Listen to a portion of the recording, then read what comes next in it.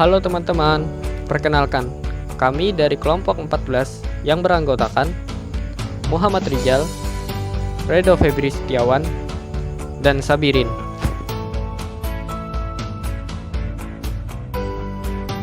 Pada video kali ini, kita akan membahas sebuah kasus dari buku karangan Stephen P. Robin dan Timothy E. Judge yang berjudul Organizational Behavior. Kasus tersebut berjudul Struktur Fleksibel Tempat Kerja Tanpa Meja pada halaman 523. Sebelum memasuki pembahasan kasus, kita harus mengetahui apa itu fleksibilitas dalam kerja. Fleksibilitas dalam kerja adalah di mana para staf karyawan diberikan kesempatan untuk memilih sendiri mengenai kapan, di mana, dan bagaimana mereka mengerjakan tugas pekerjaan yang sebelumnya sudah direncanakan. Tidak sedikit para staf karyawan yang mendukung adanya perubahan lingkungan tempat kerja menjadi lebih fleksibel. Namun, para staf karyawan harus memiliki kemauan dan kemampuan dalam beradaptasi pada perubahan lingkungan kerja. Bagaimana keinginan kalian dalam menciptakan fleksibilitas dalam kerja? Yang pertama, siswa yang baru lulus menginginkan suatu pekerjaan yang sesuai dengan keterampilan yang dimiliki dan memiliki tempat bekerja seperti rumahnya sendiri.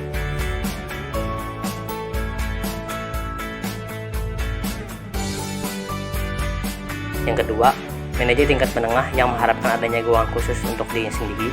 Dapat diartikan bahwa manajer ini berperan mengatur segala hal dalam divisi atau departemen yang ia pimpin dan dapat melakukan perubahan di masa yang akan datang.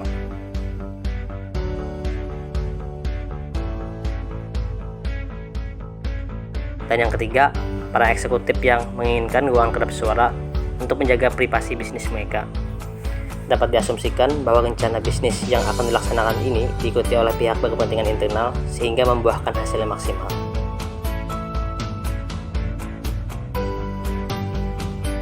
Ada beberapa perusahaan yang menerapkan tempat kerja fleksibel, contohnya Zappos dan Google. Menurut Edward Deno, manajer strategi yang bekerja di sebuah perusahaan farmasi, lingkungan atau ruang kerja yang sama dapat menciptakan manfaat kerja yang lebih efisien. Salah satu kerja yang lebih efisien adalah meningkatnya kecepatan pengambilan keputusan sebesar 45%. Ada beberapa kekurangan dari perubahan struktur organisasi fisik ruang terbuka yang dilakukan. Yang pertama, tidak ada tempat atau ruangan untuk melakukan diskusi rahasia. Dalam beberapa desain tempat kerja sekarang, adanya ruangan terpisah untuk memenuhi kebutuhan pertemuan yang terpisah atau secara khusus. Hal ini akan kurang optimal jika dinding ruangan tersebut terbuat dari kaca.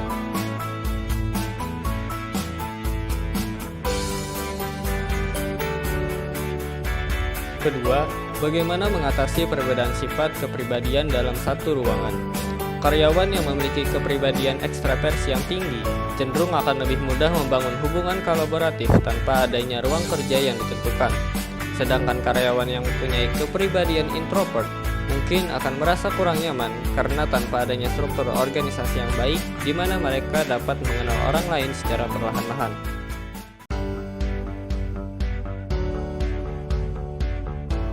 Ketiga, bagaimana mempertahankan privasi karyawan atau pribadi di ruang kerja terbuka. Seperti perusahaan Zappos memberikan karyawannya loker pribadi, membuat jarak antara tempat kerja antar karyawan, dan membuat ruang terbuka menjadi lebih pribadi dengan karyawan memakai earbud untuk membuat penghalang suara di antara karyawan, sehingga membuat privasi karyawan tetap terjaga. Keempat, bagaimana menjamin kerahasiaan klien. Dalam ruangan yang tertutup dan kedap suara, untuk pertemuan dengan klien, baik secara virtual atau tatap muka, mungkin tidak dapat memberikan tingkat keamanan yang diinginkan klien. Dapat dibayangkan, sulitnya memberikan jaminan kerahasiaan kepada klien dengan ruang kerja yang terbuka.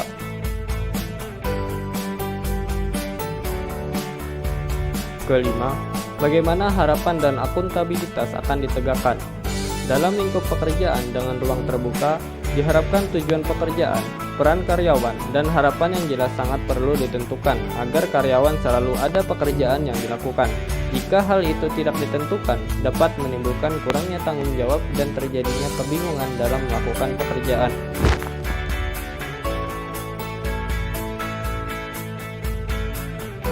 Dalam kasus ini terkait dengan perilaku dan kepuasan kerja.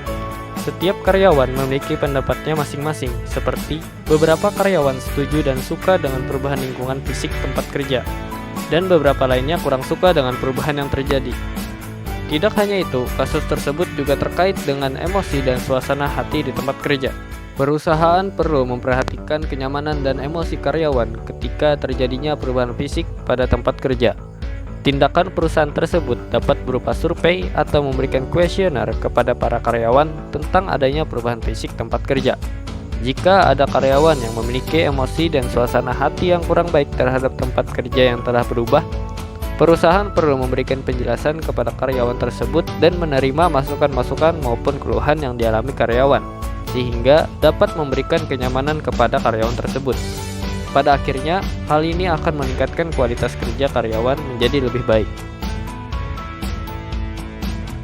Kasus ini juga terkait dengan konsep motivasi dan komunikasi. Dalam tempat kerja yang terbuka akan memberikan motivasi yang lebih kepada karyawan karena karyawan diberikan kebebasan untuk di mana, kapan, dan bagaimana mereka mengerjakan tugasnya.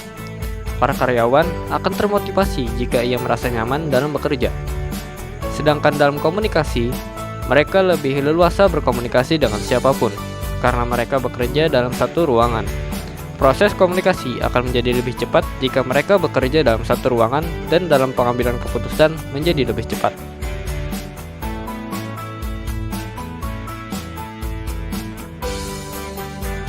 Jadi, perusahaan perlu melakukan analisa. Apakah dampak positif yang didapatkan perusahaan jika melakukan perubahan terhadap fisik tempat kerja lebih besar daripada dampak negatifnya? Perubahan tempat kerja menjadi fleksibel atau ruang terbuka memiliki kekurangan yang tersendiri. Maka dari itu, perusahaan juga perlu memberikan solusi terbaik untuk menutupi kekurangan dari tempat kerja yang terbuka.